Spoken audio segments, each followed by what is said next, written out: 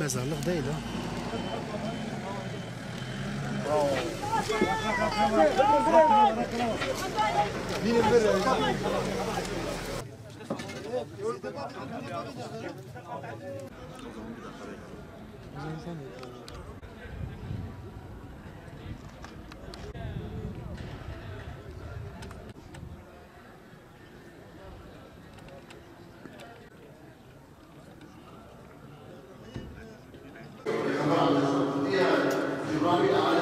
Ne diyebiliriz ki? Bir şey diyemeyiz. Bu acı paylaşılır ancak anlatılmaz. Taziye geleniniz teşekkür ediyoruz. Ne diyebiliriz ki? Allah razı olsun. Acımızı paylaşıyorlar bizimle. Ne var?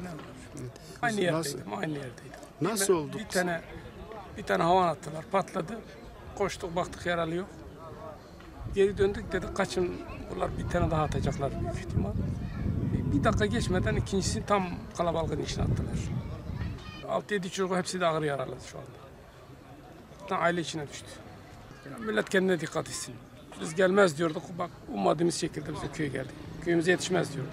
Sınırdaki onlar dikkatli olsun. Bizden sonrakiler dikkatli olsun yani. Böyle patlama oldu mu hemen saklansınlar.